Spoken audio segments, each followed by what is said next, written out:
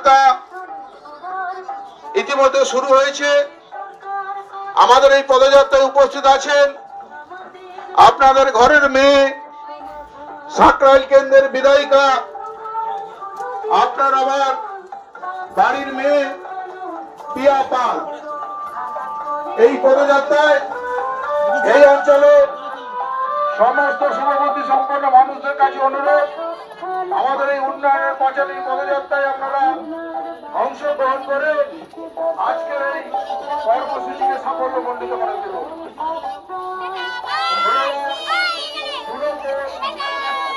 অঞ্চল তৃণমূল কংগ্রেসের ডাকে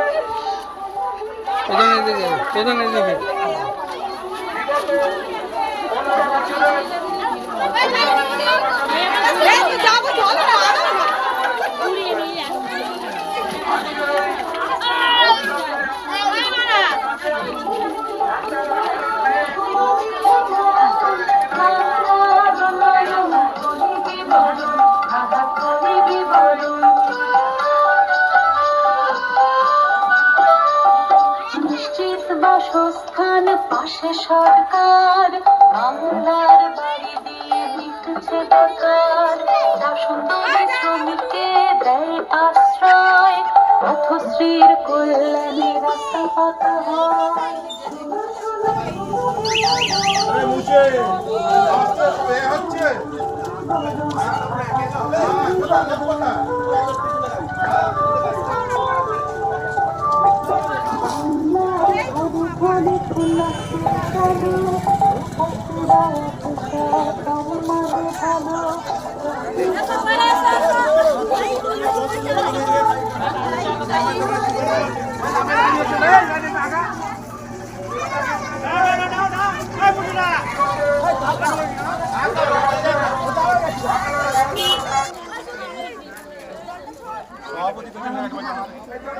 তাই আজকে আপনাদের দুয়ারে মাননীয় প্রিয়া পাল মহাশয় উপস্থিত।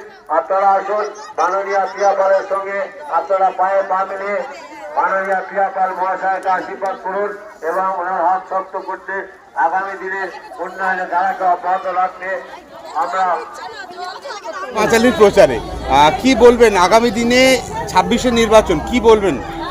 প্রচুর পরিমাণে মা বোনেরা এটা মাননীয় মুখ্যমন্ত্রীর লক্ষ্মী ভান্ডার সমাধানের পর যে রাস্তা দিয়ে এলাম, আমি অবাক হয়ে গেলাম।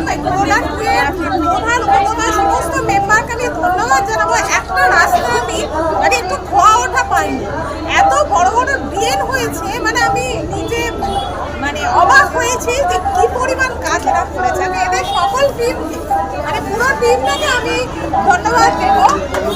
নাজমুলের নেতৃত্বে এবং প্রধান শহর সকল মেম্বাররা আজকে যে কাজ করেছে, আমার তো মনে হয় যে